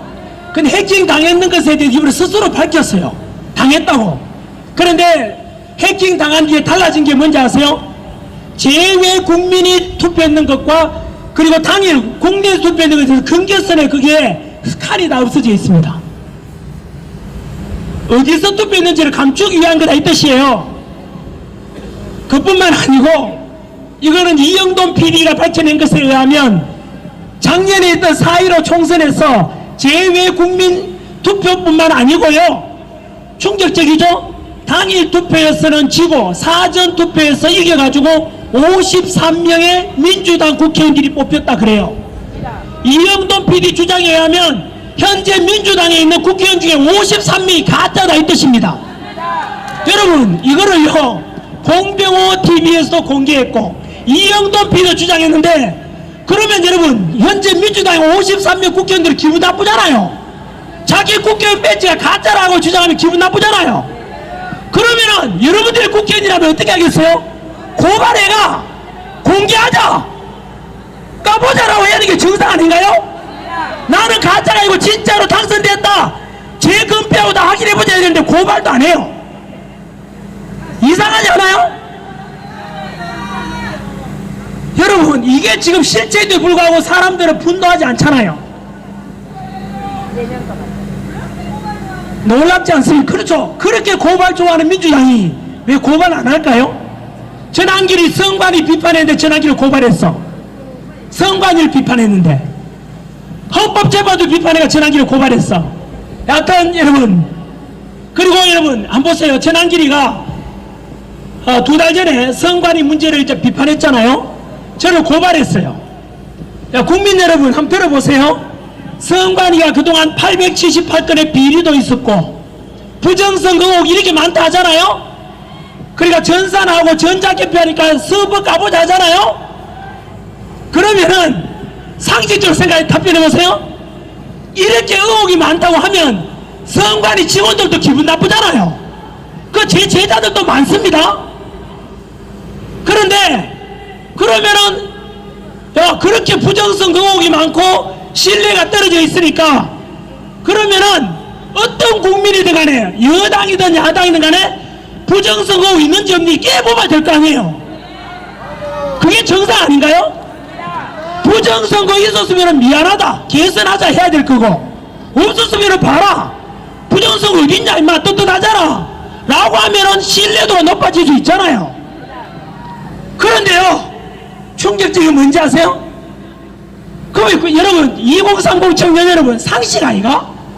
깨보자는 게 뭐 잘못이에요? 그런데 민주당에서 무슨 법안을 발의했는지 아세요? 이제부터는 부정선거 의혹만 제기해도 10년 이하의 징역에 처하겠다는 법안을 발의했어요. 한 번 더 말씀드릴까요? 이제부터 부정선거 의혹만 제기해도 10년 이하의 징역에 처하겠다는 법안을 발의했다고요. 여러분, 이게 정상이에요? 아니 부정선거 의혹 있으면 이야기하는 게 정상 아니에요? 덮자는 게 이상하잖아요. 그래서 이게 성관위의 현 주소입니다. 그러면 또 아까 말씀드렸죠? 성관위 밑에 있는 실무 직원들은요 아무 잘못도 없어요. 위에서 정책 결정하는 사람 바로 성관위원장과 사무총장 김용빈 다 판사 출신들이에요. 그리고 그 신분 그 사전 자 간추리고 끝낼게요. 현재 6.3 대선 끝나고 말씀드렸죠? 우리나라도 대만식으로 전산하면 안 돼. 사전 투표 없애고 당일 투표를 이틀간 해도 돼요. 그죠? 왜냐하면 사전 투표하고 난 뒤에 당일 투표 개표까지 며칠간을 투표한 관리를 해야 되잖아요. 의혹이 있을 수 있잖아요. 그럼 우리나라도 이렇게 바꿔야 되지만 현재로서는 불가능해요. 대통령 선거가 24일밖에 안 남았어. 두 번째, 지난 4월 18일 날, 4월 16일 날, 그리고 그 일주일 뒤에 제가 국회에 가서 기자회견 2번 했어요. 그리고 선관위, 중앙선관위 방문해가지고 공식적으로 뭘 요청했냐면, 어차피 이제 법원 개정 못하니까 선관위의 규칙만이라도 바꿔달라. 그 규칙 개정해달라는 게 뭔지 아세요? 당일 투표는 사전 투표와 다른 게 있어요. 충격적이죠? 당일 투표는 우리가 투표하러 가면 신분증 제시하고 본인 확인하고 그리고 투표관리관에 도장이 찍혀있는 투표 용지를 받아요. 그리고 기표에 하게 됩니다. 그런데 사전 투표는 충격적인 게 뭐냐면 당일 투표하고 달리요.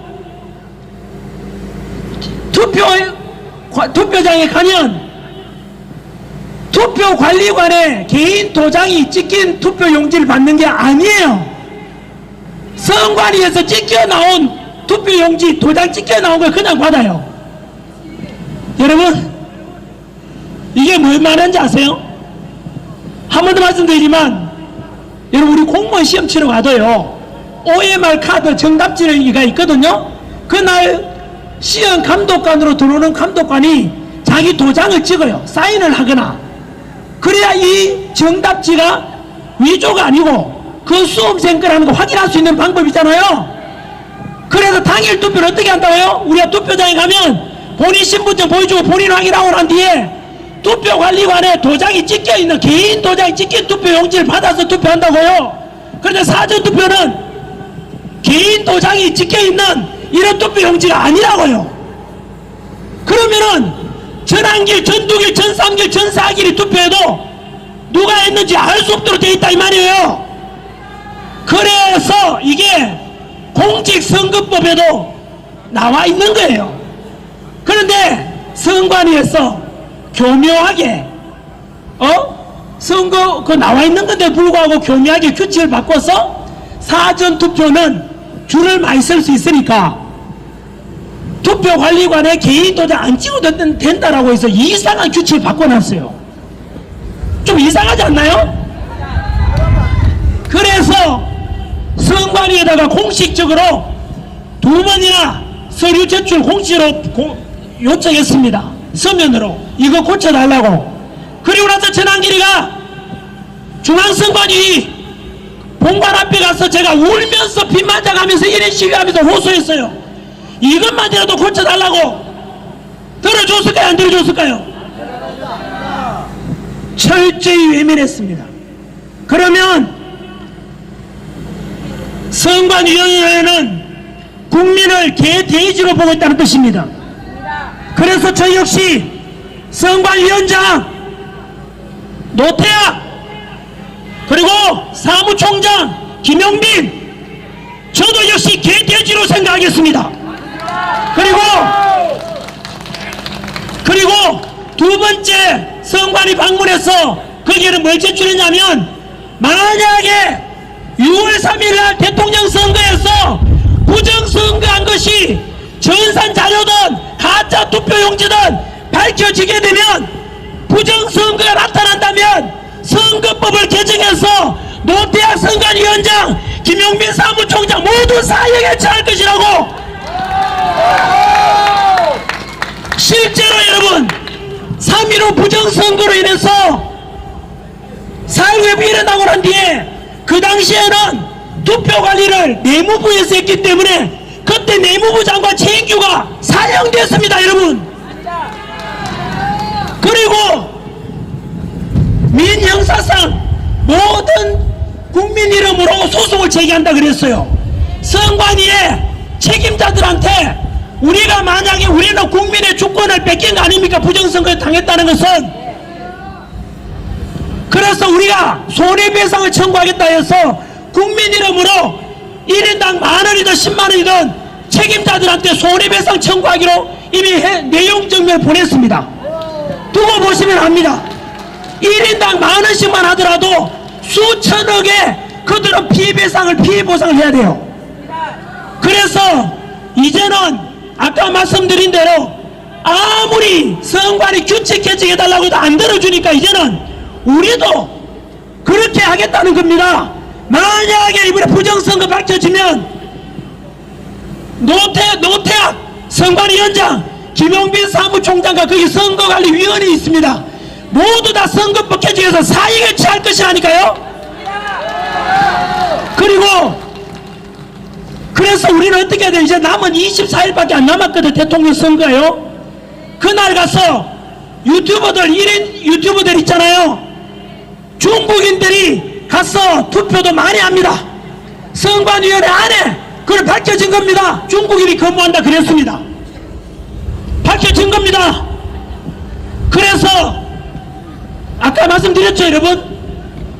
왜 중국이 우리나라 선거에 그렇게 개입하려고 한다고요? 이제 이해가 됩니까? 가장 쉽게 대한민국을 중국 속국으로 만들 방법이 뭐라고요? 지도자를 중국 친중 인물 뽑아야 되잖아요. 그 과정이 뭐라고요? 투표예요. 그래서 우리 대한민국을 중국 속국으로 만들기 위해서 친중 정치인을 뽑아야 되고, 친중 정치인을 뽑는 과정에 투표에 집요하고도 치밀하게 개입을 하고 있다고요. 그래서 SK텔레콤 해킹 당한 거, 선관 해킹 당한 게 우연이 아니라는 주장도 많습니다. 그 개인 신상이 다 오픈됐잖아요. 그래서 우리는 선거 당일날 감시를 해야 됩니다.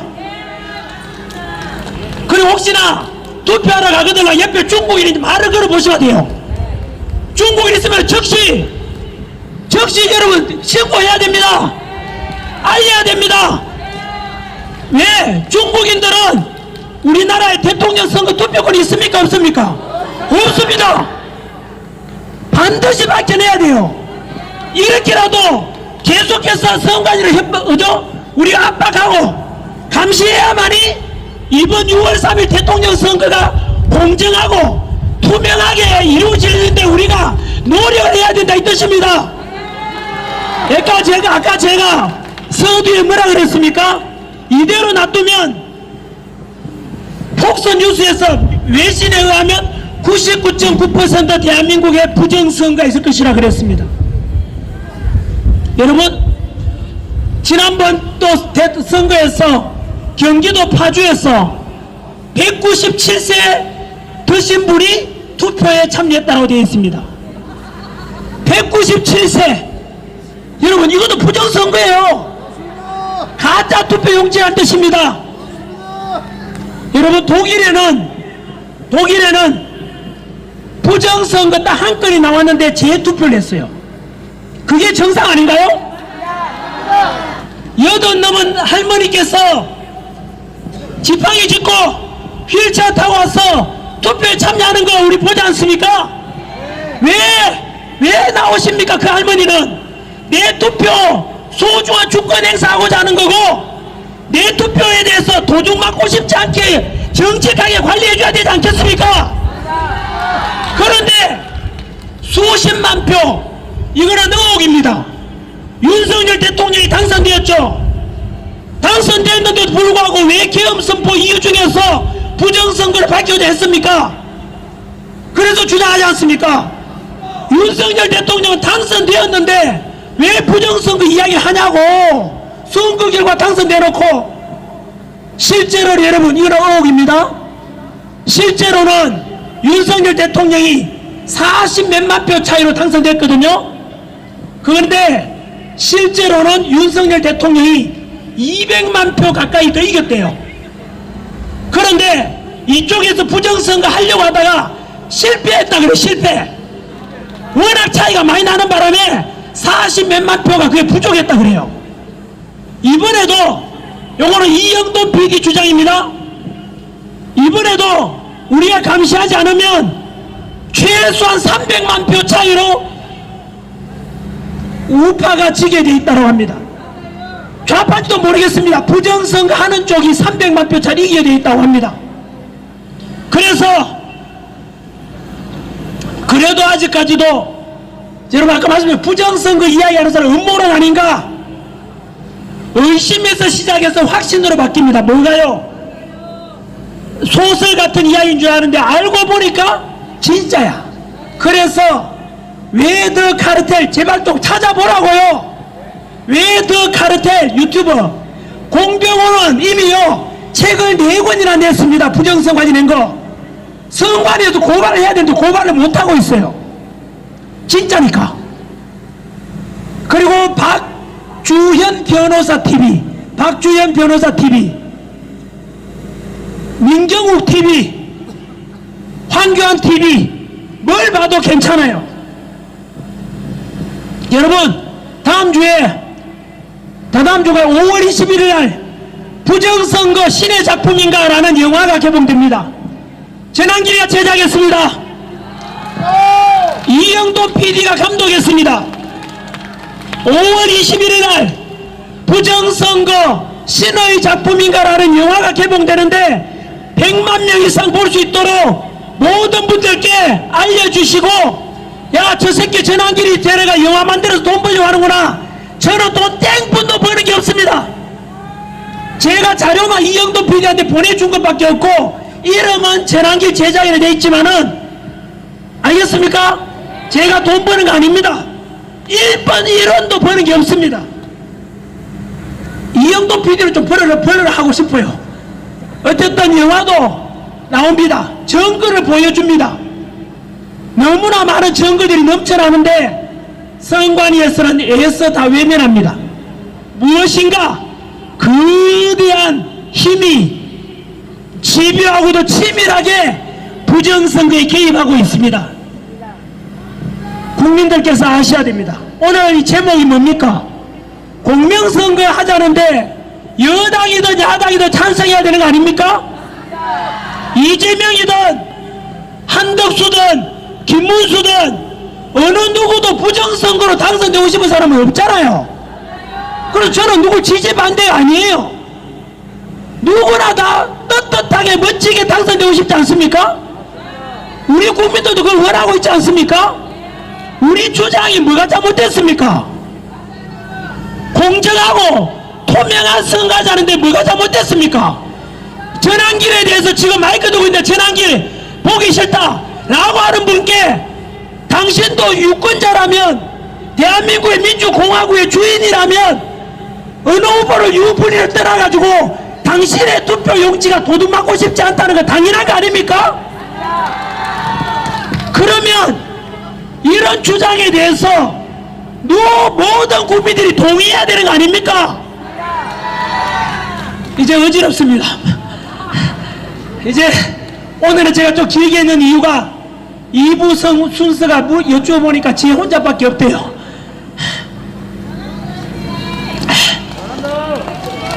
여러분, 저는 선관위에 가서 1인 시위도 하고 그저께는 미국 대사관 앞에 가서 또 기자회견 했습니다.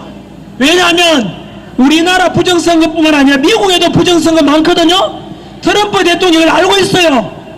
그래서 미국 트럼프 대통령께 우리나라 선관위를 못 믿겠다, 국제선거 감시단을 보내달라고 요청한 거예요. 요청해야죠. 왜냐하면 선관위를 믿을 수 있습니까 없습니까? 자, 요래 말하니까 전한길 네가 잘 몰라서 그렇지, 당일 투표 가봐라. 강당에서 개표하는데 그 부정선거 누가 하겠냐. 그리고 전한길이 제자들도 선관위 직원들 많은데 네 제자 욕하는 거야? 여러분, 아까 말씀드렸죠? 그렇게 질문하는 사람은 너무나 무식한 겁니다. 왜? 도둑놈이 남들 보는데 도둑질하는 도둑놈이 있습니까 없습니까? 없죠. 저희 아내가 공무원이라서 개표하는 가는데 그거 가서 맨날 개표 작업에 참여하는데 저가 모르겠어요? 다 알아요. 당일 투표에서 강당에서 개표할 때는 그게 부정이 있어요 없어요? 없어. 그걸 말하는 게 아니라고. 그 부정선거국이 있는 게 뭐라고요? 전산 조작의 가능성이 있잖아. 그 자리에 실컷 개표하고 선거 사무원으로 일하면 뭐해? 내 제자들도 그날 가서 공무원들 가서 알바한다고 일당 5만원 7만원 받고 그 노력이 헛수고 하고 있다고. 그 자리에서는 제대로 A 후보 B 후보 분리했는데 텔레비전에 전사가 나올 때는 다른 숫자로 나온다 이 말이야. 내보고 욕했는 사람 답변해보라고. 전사가 되면서 조작이 없었다는 거 네가 증거될 수 있냐? 없잖아. 초등학생 지적에 쓰지 말아도 전사가 되면은 해킹과 조작 가능성이 있습니까 없습니까? 있잖아. 내가 지적하는 건 그거다 이 말이야. 그래서 선관위에다가 그런 전산 조작이나 그리고 통합투표 임명부가 있는데 그걸 개봉해보자라고 그렇게 이야기해도 단 한 번도 개봉한 지 있습니까 없습니까? 없다니까요. 그러니까 선관위를 의심하잖아요. 왜 자꾸 덮냐고 떳떳하다면 선관위가 그래 다 열어볼게, 서버도 열어보고 다 공개할게, 그러면 되잖아요. 서버 안 깐다니까요. 그래 뭐라는지 아세요? 서버를 까는 것은 법의 규정에 어긋난대요. 이게 납득이 됩니까? 그리고 전환길리 제자들도 선관위 직원들 많지 않냐? 제 제자들을 위해서 이렇게 말하는 거예요. 그 제자들 잘못이 있어요 없어요? 없다니까요. 실무 직원이잖아. 공무원들. 내 제자들은 공채로 떳떳하게 들어갔다고요. 그런데 선관위에 878건 비리 들어봤죠? 우리 가족 회사다, 이 친인척 채용은 당연하다라는 이런 놈들을 내가 비판하는 거 아닙니까? 그러면 2030 청년들은 뭘 원합니까? 공정과 상식을 원하지 않습니까? 목숨 걸고 선관위에 국어 공무원 들어가려고 목숨 걸고 공부하는 사람 바보가 되는 거 아닙니까? 부모 찬스로 누구를 들어오고 이런 걸 비판하는 겁니다.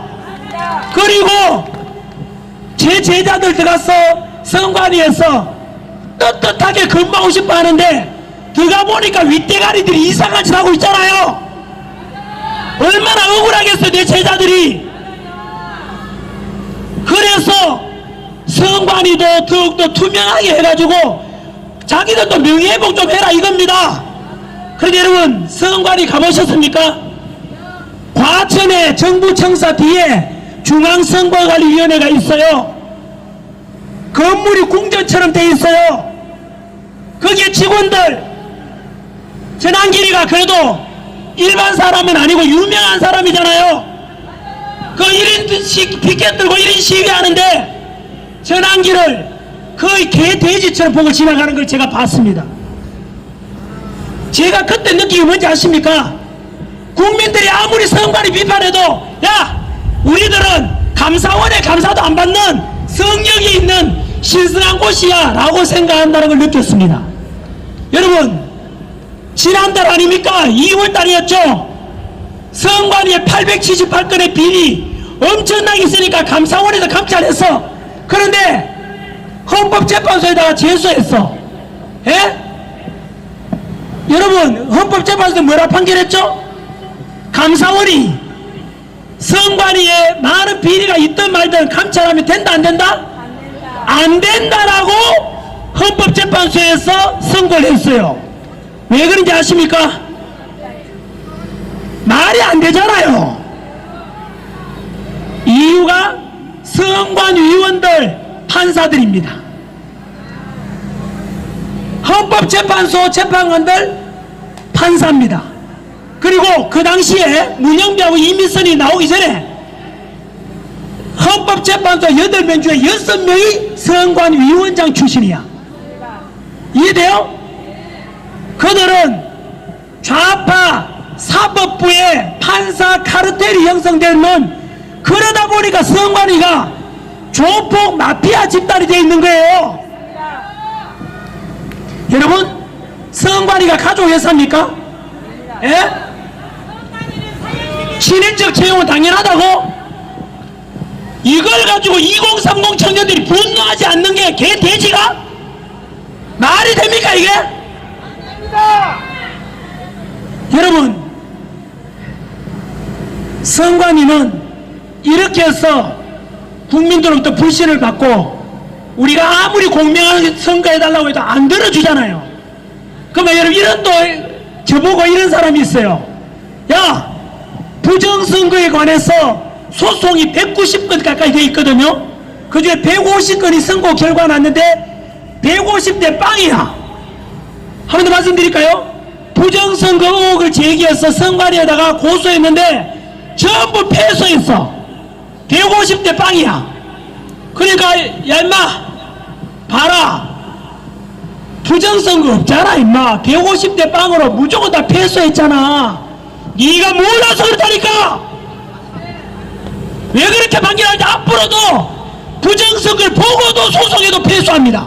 뻔히 보고도 패소한다니까요. 왠지 아세요? 내가 부정선거 증거를 밝혀졌고 이걸 가지고 고소를 했어. 고소하면 피고소인이 선관위원장이야. 그런데 선관위원장이 뭐하는 사람인지 아세요? 판사야, 판사. 중앙선관위원장 노태악은 대법관이야. 지방에 있는 선관위원장은 지방판사야. 그러면은 여러분 잘 다시 말할게요. 내가 부정선거를 제기해서 고소를 했어. 그 고소인 피고소인이 선관위원장이야.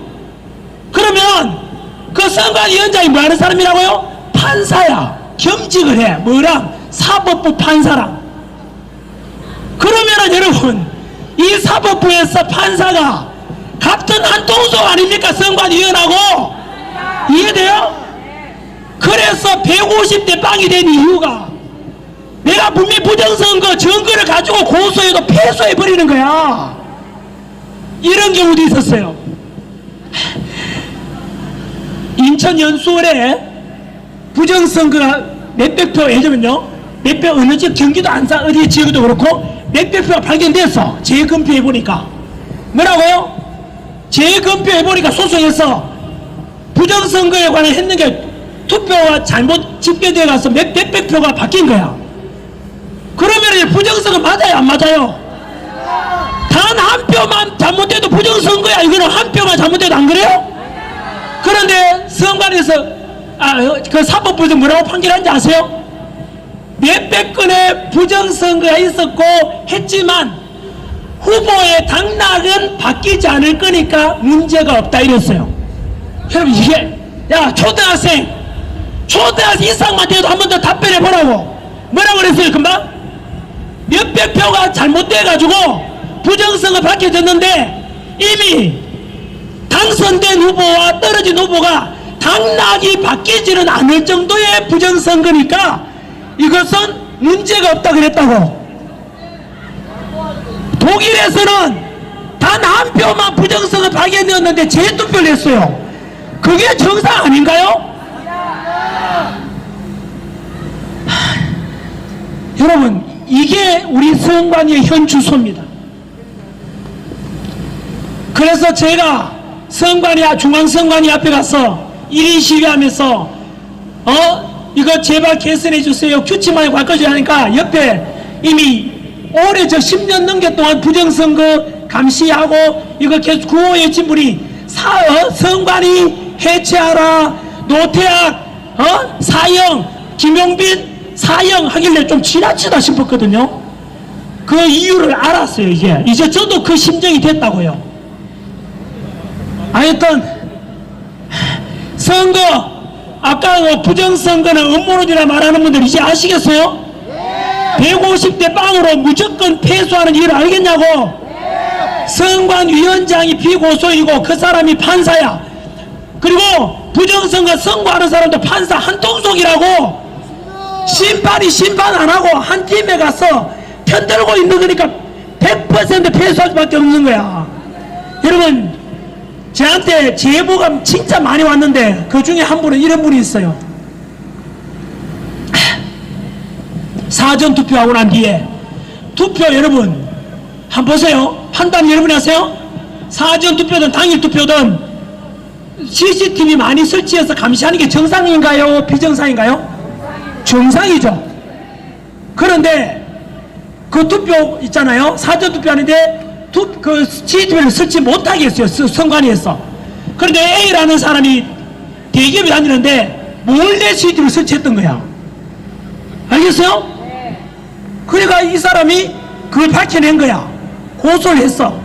그러니까 거꾸로 이 사람이 감옥 갔어요. 실형 살았어. 실형. 여러분 CCTV를 설치하는 게 정상 아닌가요? 설치했다고 고발당 이 사람 끌려갔다니까요? 공무집행 방해라고. 저는 현재 대한민국의 현실을 여러분 가슴에 손을 얹고 생각해 보십시오. 범죄 혐의가 있는 사람에 대해서 대법관이 유죄 취지로 선고했는데 대법관을 거꾸로 탄핵한다. 이게 정상입니까? 그리고 그 범죄자를 보호하기 위해서, 지키기 위해서 사법법 쓸 수도 있고 상권분립도 필요 없다. 대법관 탄핵한다. 이게 정상이냐고. 이거는 어느 후보를 지지 반대를 떠나가지고 상식적으로 생각해 보라고요. 대한민국이 지금 다 무너져가고 있다고요. 우리 미래 세대, 청년 세대들이 살아갈 대한민국은 미안하게도 지금의 대한민국의 모습이 아니라 지금 홍콩의 모습이 될 겁니다. 말 한마디 잘못하면 고발당하고 끌려가고 그 대한민국이 될 거라니까요. 이번 대통령 선거 입법부 장악했죠? 조금 있으면 행정부 장악하겠죠? 사법부도 이미 끝났잖아요. 이번에 끝났잖아요. 판사를 탄핵하겠다는데 여러분, 여자가 성폭행 당하고 있고 강간하고 있는데 경찰이 가서 강간하는 놈을 잡았어. 그걸 처벌해야 되잖아. 그 강간하는 놈이 경찰을 잘라버리려 하는 게 정상입니까? 이게 정상이냐고. 대한민국이 이미 제가 말씀드렸죠? 60% 이상이 벌써 우리나라는 망했어요. 안 드러난다니까요? 안 드러나는 이유가 뭐라고요? 깨구리 죽어가는 거 똑같다 그랬잖아요. 서서히 죽어가고 있는데 이미 아는 사람은 다 압니다. 포기한 사람 많습니다. 이미 끝났다는 사람 너무 많습니다. 언론에 보도를 안 해주잖아요. 이것도 말씀드릴까요? 며칠 전에 이름이 기억 안 나는데 이러면 또 전환길에 또 고발당했네. 모 후보가 넘어가겠습니다. 서버를 아랫게 가지고 나와서 국회에서 기자회견 했잖아요. 이거 그때 비리 다 담고 있는 거라고. 그런데 텔레비전에 보도를 안 해줘요. 예전 같으면 그게요 어마어마한 핵폭탄급이 될 거거든요. 근데 지금 보도 안 해줘요. 자, 네, 여기까지 하겠습니다. 이제 힘이 없을 때 목도 다 쉬고, 네, 지나가던 청년 여러분, 여러분들을 위해서 재난길에 나왔습니다. 저는 이미 55년간 살았습니다. 이미 여러분들보다 많이 살았습니다. 이제 죽어도 세종대왕이 53세에 죽었기 때문에 세종대왕보다 더 오래 살았습니다. 정조대왕이 48에 죽었으니까 정조대왕보다 제가 더 오래 살았습니다. 저는 연봉 60억 벌다가 사실은 제가 어제 저녁에 강연 때 정오픈했죠. 학원에서 잘렸습니다. 아직 공개를 안 했을 뿐입니다. 수험생 위해서. 여러분, 조금 있으면 대한민국은 6.3 대통령 선거 잘못하면요 그 후보가 그 후보 아니냐? 아닙니다.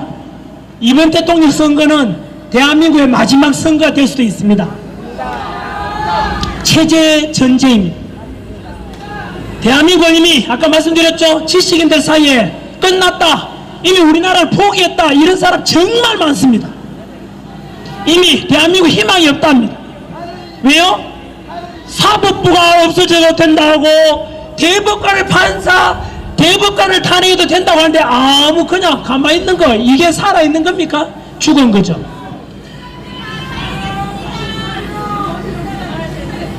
네, 네, 뒤에 여러분, 2030 청년 여러분, 여러분들이 살아갈, 미래 세대 살아갈 자유민주주의 대한민국을 지금 이름만큼이라도 남겨주고 싶습니다. 지금 자유민주주의 대한민국은 주한 미군이 주둔한 덕분에 지난 70년간 전쟁 없는 나라에 이렇게 건물 얼마나 멋있습니까? 이렇게 살게 됐고, 또 박정희 대통령이 경제 성장하고 이렇게 해서 전 세계 국력 6위, 경제력 12위, 제조업 5위, K방산 6위, 이런 전 세계에 뛰어난 국가 됐던 이유는 우리 할아버지 할머니 세대, 아버지 어머니 세대 못 먹고 못 입고 자식 위해서 국가 위해서 열심히 일하고 교육시킨 덕분에 대한민국이 이만큼 먹고 살게 된 거 아닙니까? 그런데 지금 우리는 우리 미래 세대들한테 곧 망할 대한민국을 넘겨줘야 되니까 저는 기성세대 한 사람은 너무 미안하기도 하고, 제가 왜 나왔는데요? 저는 알고 있지 않습니까? 대한민국 이러다가 망하겠다는 거를. 그래서 뭐 알면서 제가 침묵하고 골프 치러 다니면서 해외여행 다니면서 제가 페라리 몰고 다니면서 내 버는 돈으로 내 편안하게 살 수 있는데, 하지만 제가 나이 들어서 7, 80 되었을 때 내 인생 돌아봤을 때 대한민국이 그때 나는 알았지 않냐? 히틀러가 집권하고 나치당이 될 때, 나치 독재할 때 본 웨폰 목사처럼 알았지 않냐? 하지만 난 알면서 내 일신의 안일함을 위해서 침묵했지 않냐? 그때 내가 말할 수 있는 위치가 되었지 않냐? 인기도 있었고 돈도 잘 벌고. 그랬음에도 불구하고 내가 왜 침묵했을까? 내 인생을 후회될 것 같아서 제가 목소리 내로 나온 겁니다, 여러분. 제가 정치를 안 한다 그랬지 않습니까? 제가 목소리 내니까 악플 달리더라고요. 전환길이 뭐 국민의힘이나 이제 공천 받아서 국회의원 하려 하는구나. 안 한다고 그만큼 이야기했잖아요. 정치할 능력도 안 되고. 저는 강사로서 2030과 청년들에게 26년간 강의 와서 내가 가르친 제자들에게 알려주고 싶어서 나왔다 이 말입니다.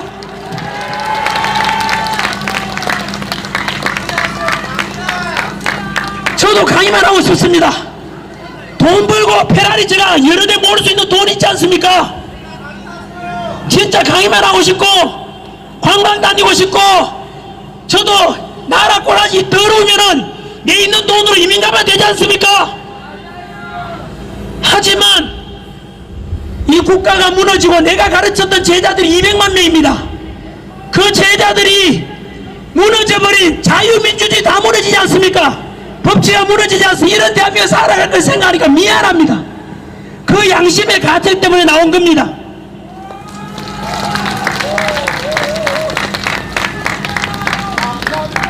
부디 6.3 대선 앞두고 끝까지 우리 부정선거 하나하나 감시하고 공명선거 되도록 해야 되지 않겠습니까?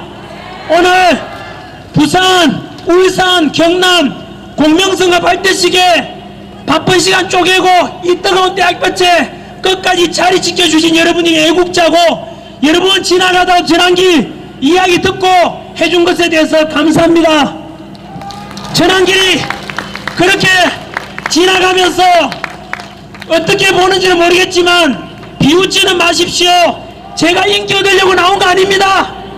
여러분 비웃는 분들을 위해서, 아직은 당신들은 못 넘기겠지만 대한민국이 곧 망한다고 이래 두면 그거 살리고자 나온 겁니다.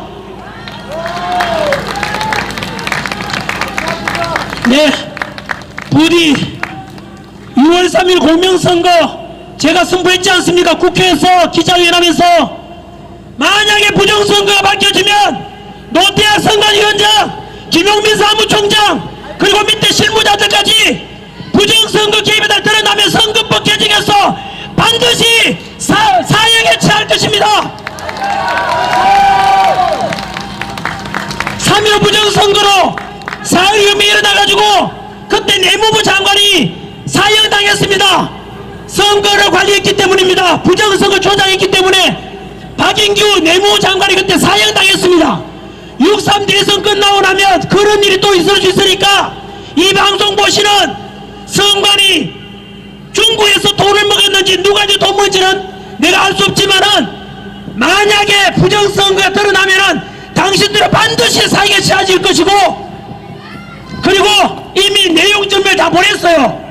그래서 반드시 피해배상을 전부 피해보상 청구할 거니까 그리 알고, 절대로 부정선거 일어나지 않도록 우리도 끝까지 감시해서 우리가 지지하는 후보가 공정하게 투명하게 이루어진 그 선거를 통해 당선되는 것을 말하는 게, 그게 당연한 국민의 주권을 가진 소망 아니겠습니까? 네, 여기까지 하겠습니다. 끝까지 들어주셔서 감사합니다.